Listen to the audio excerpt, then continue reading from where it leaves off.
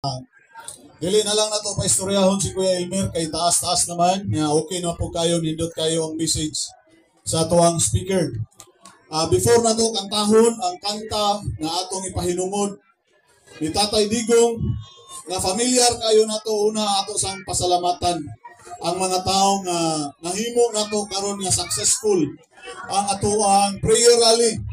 Una, i-extend na to ang atong pagpasalamat sa atuang Philippine National Police nga naa karon kauban na to. Sir, salamat kayo sa pag-secure sa safety and security sa niapil ang prayer rally. Bisan pa sa atuang Royal Eagles Club din sa Tambulig. Salamat kayo mga kuya. Kaninyong mga katauhan sa lungsod sa Tambulig, daghan kayong salamat sa inyong pagtambong. Mangutana siguro ang uban nga, why are we doing this? Anong ato maninghimo? Ang ubang lungsod, ang ubang syudad, ang ubang lugar naghimo og prayer rally. Anong kita din sa lungsod sa Tambulig, anong dili na lang man ta maghilom? Anong kinahanglan pa man ato nga muhimo ta og ingon ani nga kalihukan? Ato ning gihimo mga kaigsunan, this is not a political movement atong usbon. This is not a political movement. But this is a prayer rally para sa atuang former president. Duterte! Duterte! Duterte! Duterte! Duterte! Duterte! Duterte! Ang matag usa siguro nato, we all know kung sa ang atong na-experience sa panahon nga si Tatay Digong mao pay presidente sa ato ang nasod sa Pilipinas. During the time, during his presidency, kung nakahinumdum ta sa build program sa ato ang kanhing presidente, o inyo na nakita, birthday naghanag picture ninyo dinhi sa ato ang tanggod, Panggilby Bridge nga nag-connect sa Lanao. Makita ninyo ang mga nindot na kainato nga mga dalan. It was because of the effort of our former President, Rodrigo Roa Duterte. And the best thing mga kaigsunan, during these times, ang Pilipinas nakakapot o kalinaw. Nga naman, labi na gayon, ang atong isla dinhi sa Mindanao. Nga naman, si former President Rodrigo Roa Duterte, maayo kayo makigsabot sa atong mga kaigsunan Muslim. Atong matuhinumduman. During his term, wala na yung kay tayo mga sundalo na nangamatay, gumikan sa gubat, sa hulo, basilan.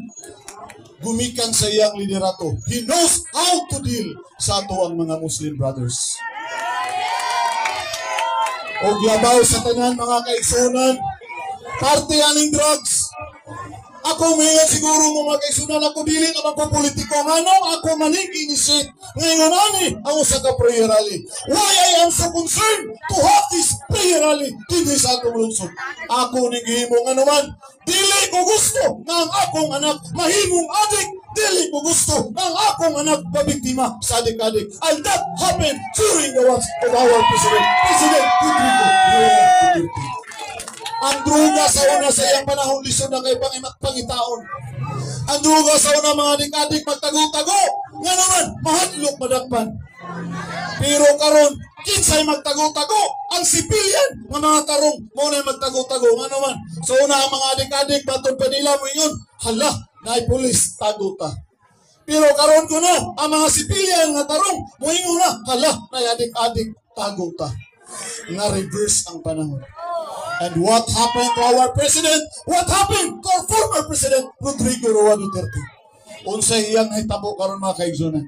It is not because na dili maayo pagkadumala ang atong nasod, but it is through political oppression. It is very clear, a political oppression coming from ato ara po mga national leaders. Pero wala tayo mahimo sa sibilyan mga kaigsunan. We will offer our prayer. We will offer our prayer to President Rodrigo Roa Duterte and his family. Ang ato pong iampo, ang atong mga nangatungdanan karon is that God will touch their heart. Give them the wisdom to lead properly sa ato ang nasod. Nga naman, kita mo'y mapigtahan. And we are doing this not because para nato lang.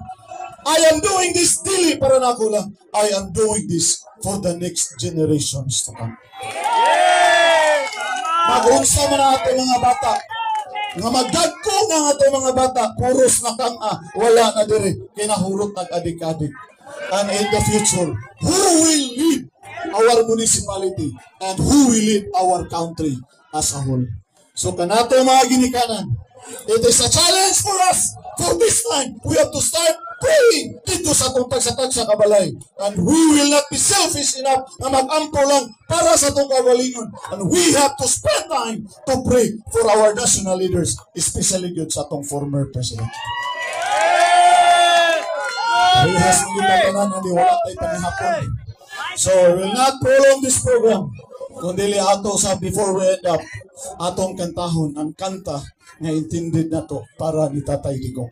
Kung nakaibalo ka, sabat na sa kanta, atong iapang ato mga cellphone nga light na siga ang suga para sa pagkanta. We will dedicate this song para sa tuang former President Rodrigo Roa Duterte.